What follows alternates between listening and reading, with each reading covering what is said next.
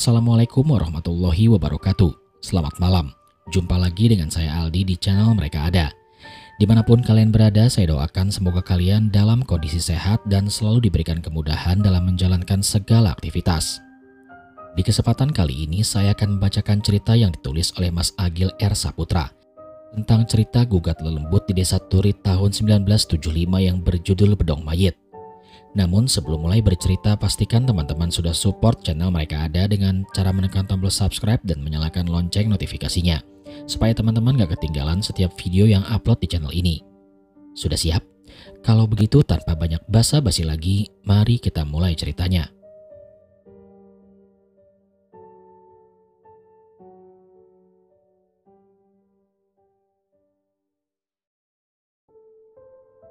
Di beberapa daerah, khususnya daerah Jawa Tengah, secara umum bedong mayit adalah istilah untuk menyebut lapisan kain kafan yang pertama yang diperuntukkan sebagai pembungkus tubuh jenazah sebelum dipocong atau dikafani seluruhnya.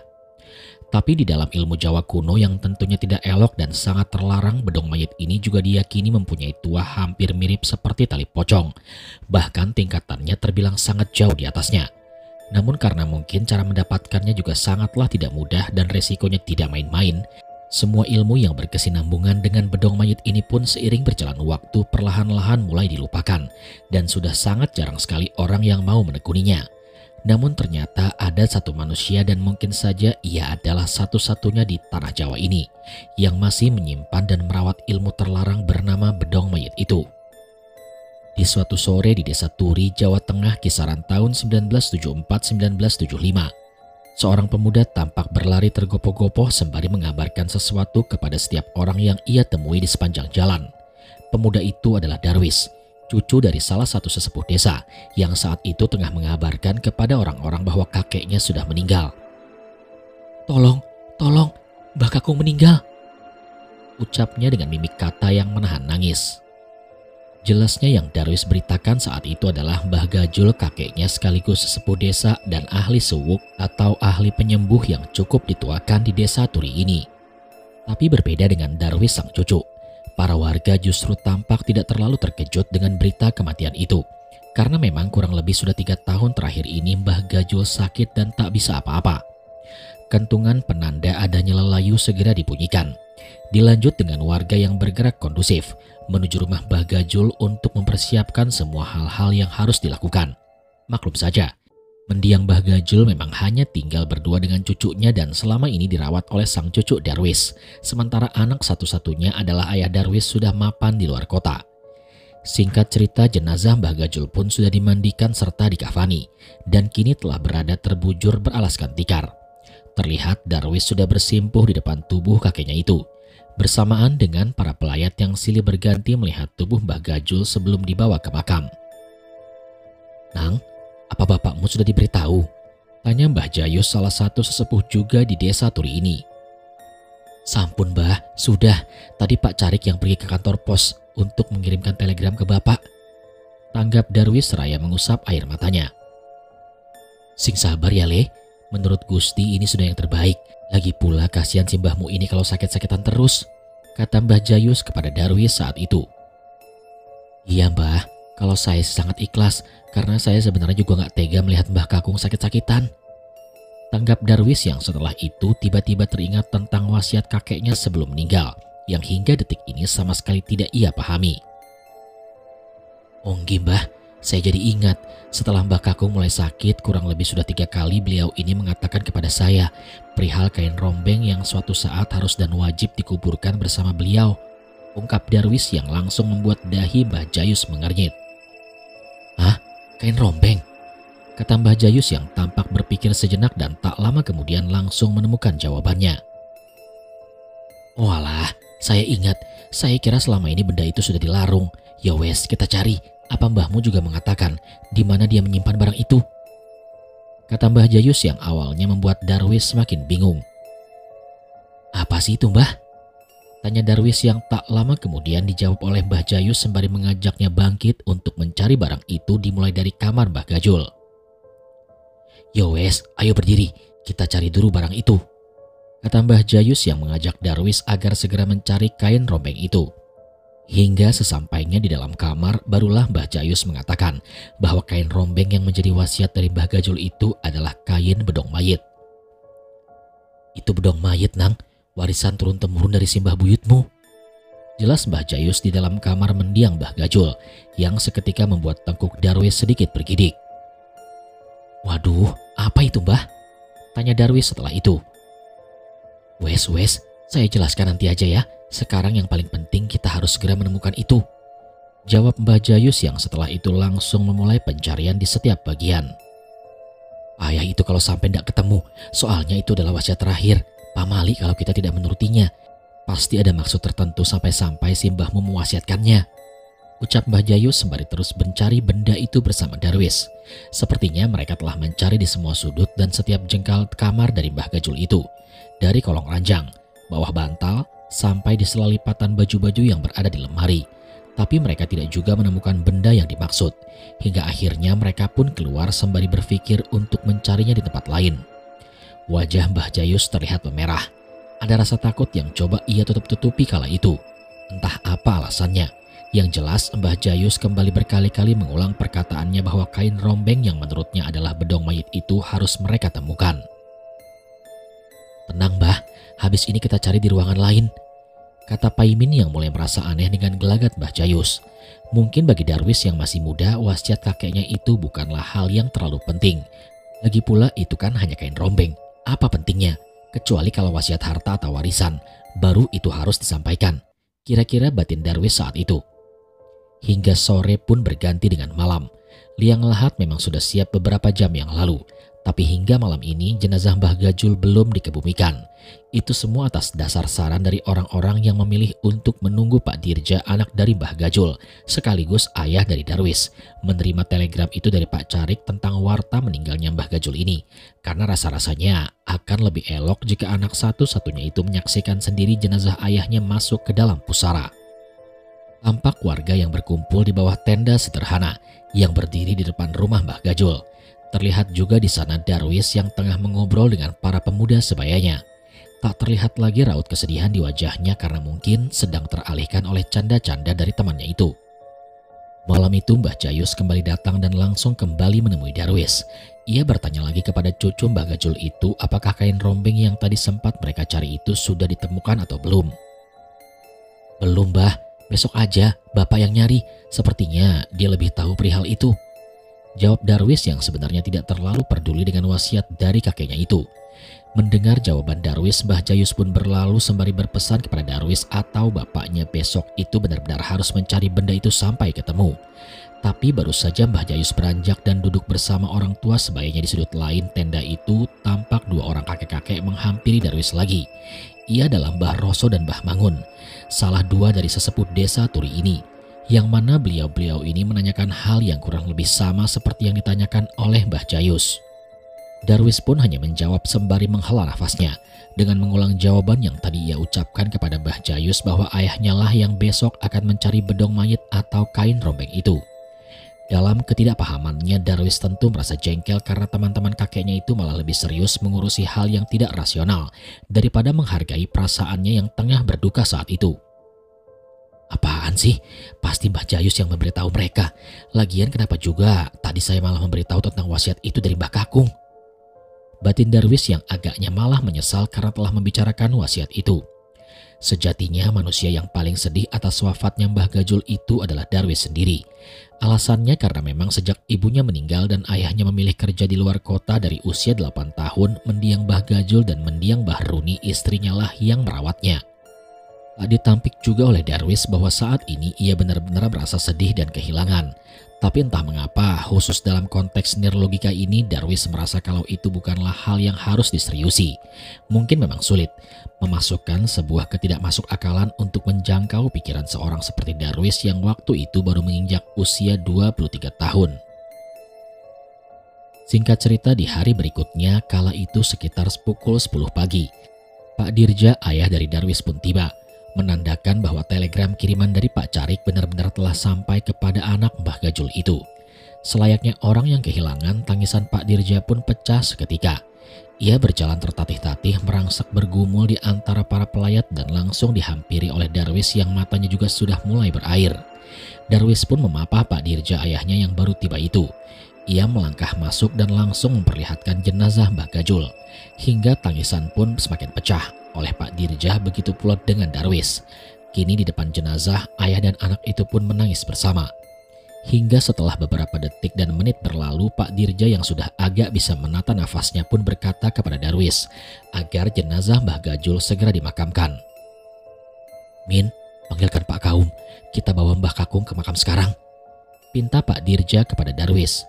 Darwis pun langsung keluar, menghampiri Pak Kaum yang kebetulan juga tengah duduk di antara para pelayat itu. Perihal perintah dari ayahnya yang ingin jenazah kakeknya itu segera diberangkatkan. Hingga singkatnya di depan rumah sekitar mungkin 30-40 menit kemudian jenazah Mbah Gajul pun sudah berada di dalam keranda, bertutupkan dengan ambiang-ambiang lengkap dengan rangkaian bunga mawar dan pandan yang tersampir menyelempang di atasnya. Tampak kini Pak Lurah memberikan sepatah dua patah kata berlanjut dengan Pak Kaum yang mulai memanjatkan doa pengantar sebelum membawa jenazah Mbah Gajul ke makam setempat. Suasana doa saat itu cukup hikmat. Semua orang menunduk, menengadahkan tangan, tapi tidak dengan Darwis yang kini justru tampak gelisah menoleh ke sana kemari seperti tengah mencari seseorang. Benar, lagi-lagi entah mengapa di antara doa pengantar yang sedang dibacakan oleh Pak Kaum itu, tiba-tiba saja Darwis kepikiran akan wasiat kakeknya. Dengan gelisah, ia kini melihat menerawangi setiap wajah para pelayat, berharap ada Mbah Jayus, Mbah Roso, ataupun Mbah Mangun di situ.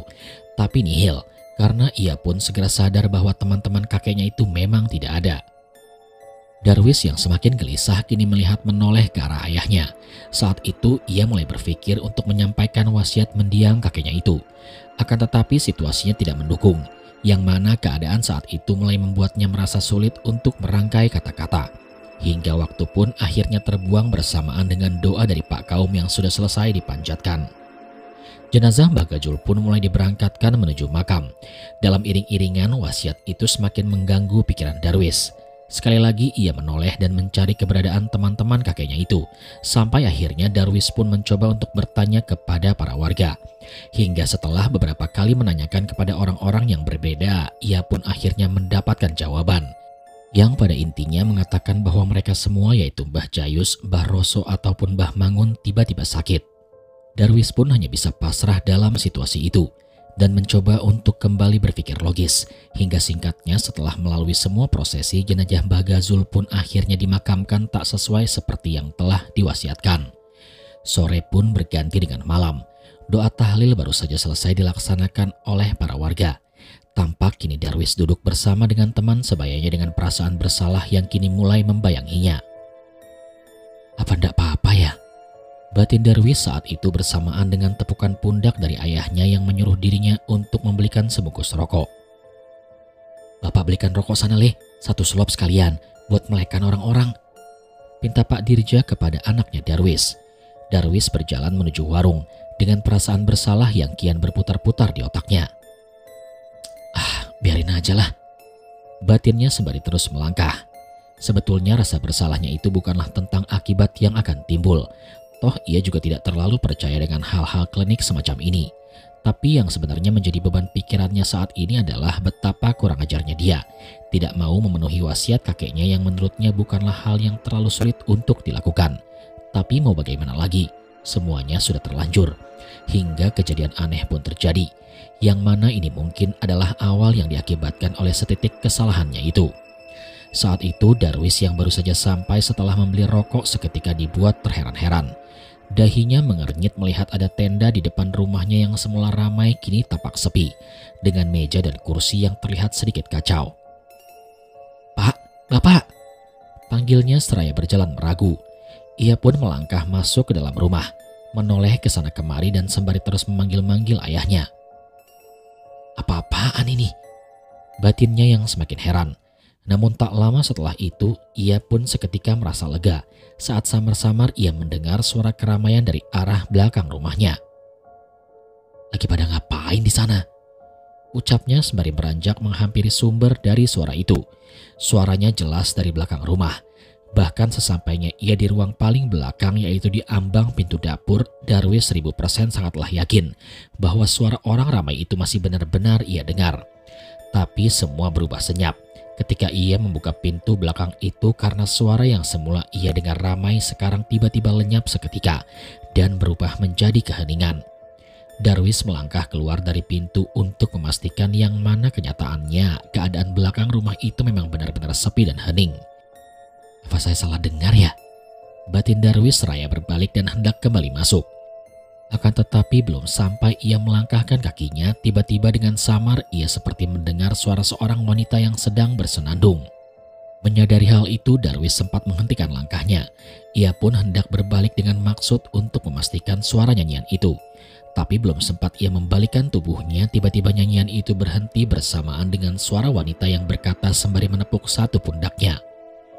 "Aku ini ada loh," ucap suara seorang wanita sembari menepuk pundak Darwis. Darwis terkejut bukan main, tapi entah apa yang ada di pikirannya saat itu. Cucu dari Mbah Gajul itu justru malah membalikkan badannya, hingga terlihatlah kini tepat beberapa jengkal di depan matanya sosok yang baru saja berbicara dan menepuk bahunya itu. Sosok itu berwujud tubuh yang seluruhnya ditutupi oleh kain lusuh. Darwis sempat bertahan beberapa detik dalam keadaan itu, hingga akhirnya ia pun keluar dan kembali bingung setelah melihat keadaan di depan rumahnya yang ternyata masih ramai dengan orang-orang. "Mana rokoknya?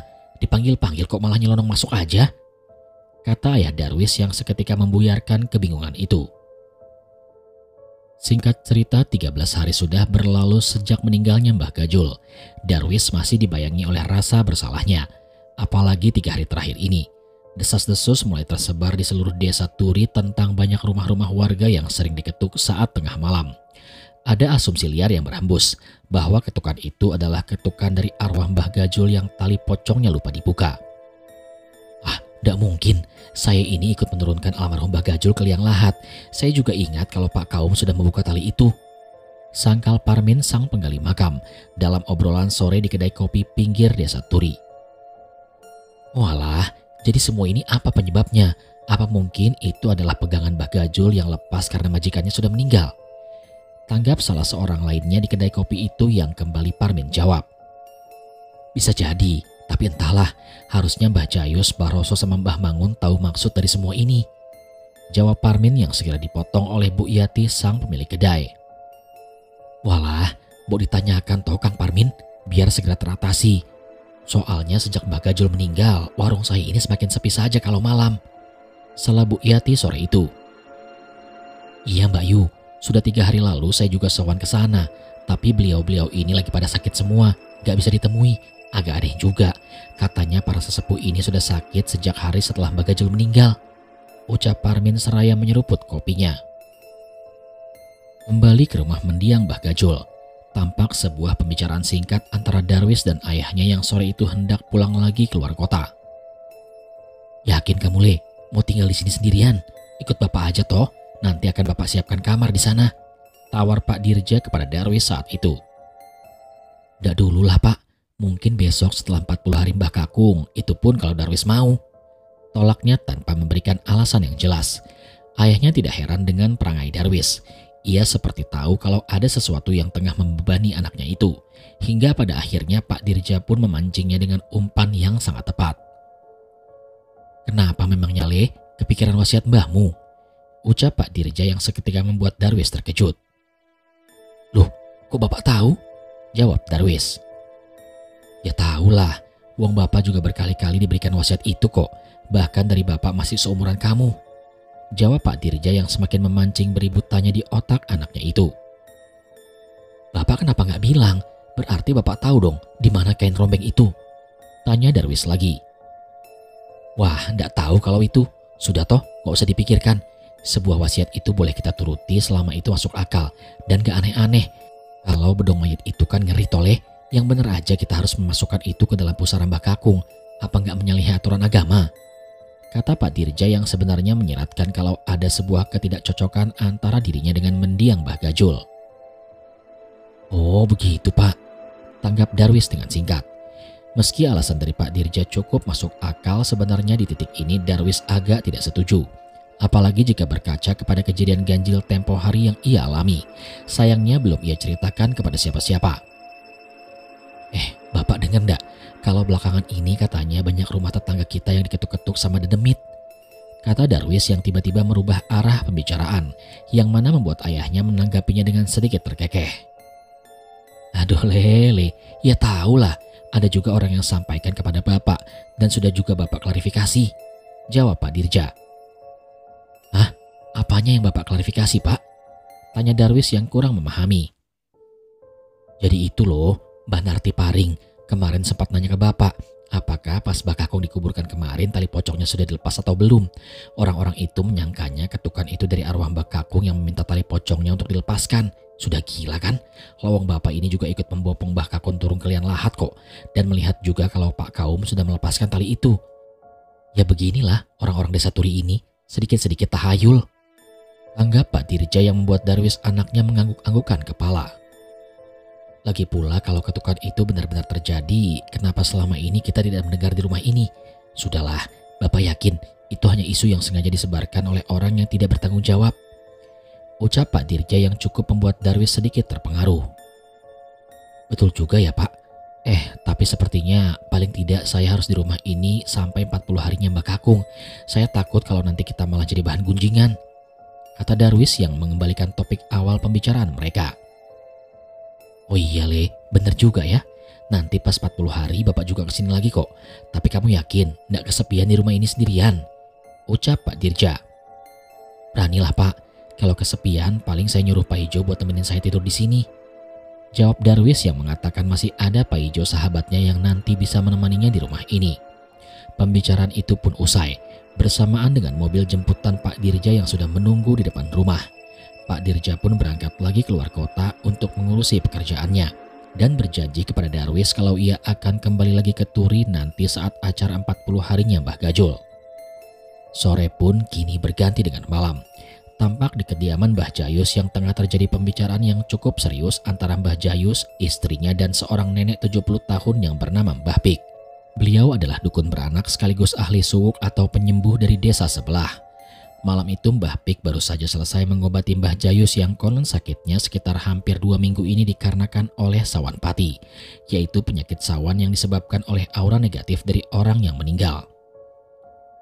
Meninggalnya Kang Gajul membuat saya menginjakan kaki lagi di desa Turi ini setelah sekian puluh tahun, kata Mbah Pik yang kurang lebih menjelaskan bahwa setelah meninggalnya Mbah Gajul, mulai sekarang sepertinya ialah yang akan menggantikan tugasnya sebagai tukang penyembuh di desa tetangganya ini. Benar Mbak Yu, sepertinya panjenengan bakal banyak dimintai tolong sama orang-orang di sini, tanggap Mbah Suri, istri dari Mbah Jayus. Semoga saja saya selalu diberikan kesehatan di usia tua ini, sambut Mbah Pik yang tak lama kemudian ditimpali oleh Mbah Jayus yang mengatakan masih ada 2 orang temannya yang sepertinya butuh pertolongan Mbah Pik. Mbak Yu, sampean harus ke rumahnya Roso dan Mangun, sepertinya mereka juga mengalami hal yang sama seperti saya. Selam Mbah Jayus yang saat itu mengatakan bahwa 2 temannya yaitu Mbah Roso dan Mbah Mangun juga tengah ambruk dalam waktu yang hampir sama seperti dirinya, yaitu saat sehari setelah Mbah Gajul meninggal. Oh iya ya Kang, habis ini saya ke sana. Memang begitulah resikonya Kang, kalau seorang kuncen meninggal. Yang sedih itu bukan hanya manusia hidup, para lembut dan jiwa leluhur juga ikut merasakan susahnya, sehingga tulahnya menyebar kemana-mana. Ucap Mbah Pik yang ditimpali oleh istrinya Mbah Jayus yang tiba-tiba bercerita tentang rumor-rumah warga di desa Turi ini yang pintunya sering mendapatkan ketukan kala tengah malam. Apa benar begitu Bune? Tanggap Mbah Jayus. Kalau menurut orang-orang sih begitu. Ini lagi ramai dibicarakan. Jenengan kan gak tahu, wong sudah hampir 2 minggu ini jenengan gak keluar dari rumah. Tanggap Mbah Suri. Tapi apa rumah kita juga ikut diketuk? Kata Mbah Jayus lagi kepada istrinya. Enggak sih, kalau setahu saya enggak pernah dengar juga. Jawab Mbah Suri yang ditanggapi lagi oleh Mbah Jayus dengan meminta pendapat Mbah Pik. Jika semisal rumor ketukan itu memang benar, apakah ada hubungannya dengan kematian Mbah Gajul? Wah, kalau itu saya nggak tahu juga Kang, pastikan dulu saja kebenarannya. Ucap Mbah Pik yang terlihat tidak ingin berbicara lebih jauh tentang rumor ketukan itu.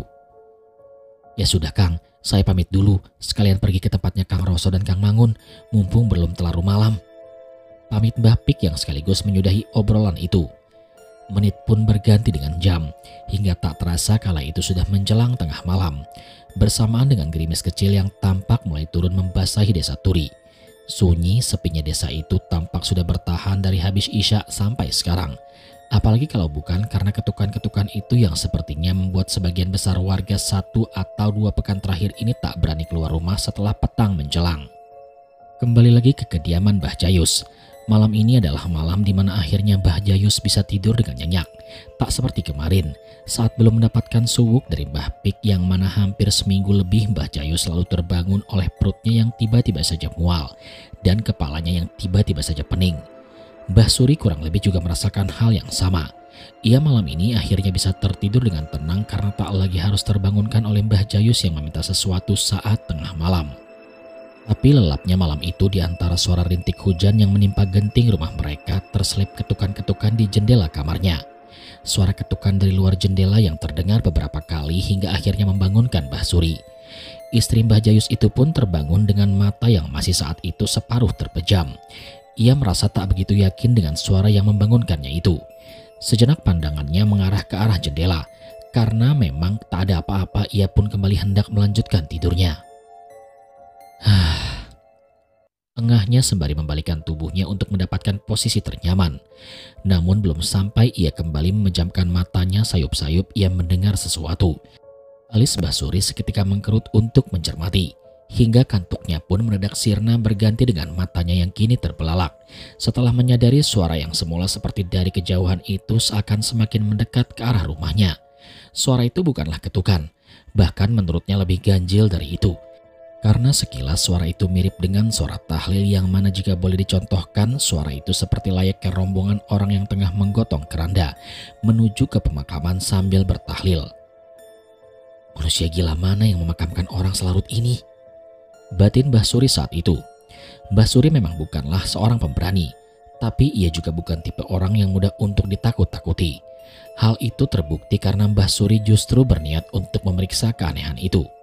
Ia pun segera bangkit dan buru-buru keluar dari kamarnya, bersamaan dengan suara mirip rombongan pembawa jenazah itu yang kian jelas terdengar.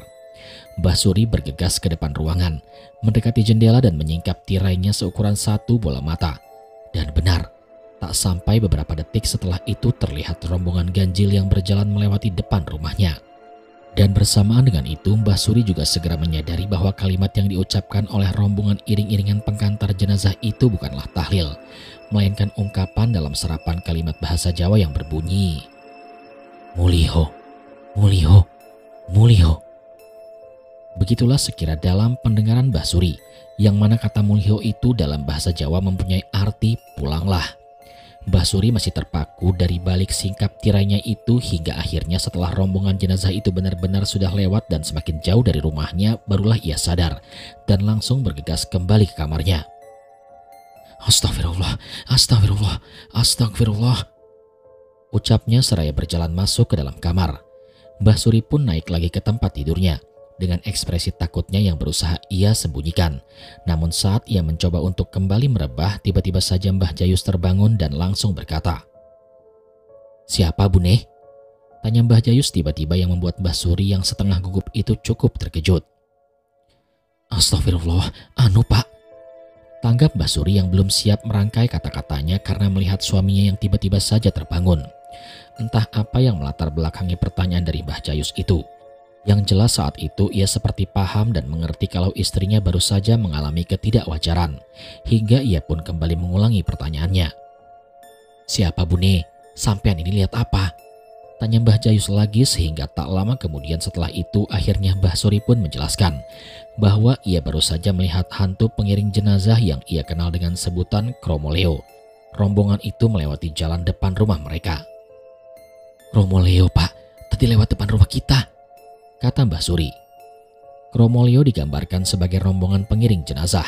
Seperti layaknya lampor, Kromoleo disebut-sebut sebagai pertanda datangnya musibah apabila melewati dan berhenti di sebuah wilayah atau desa. Mbah Jayus tertegun mendengar jawaban dari istrinya itu.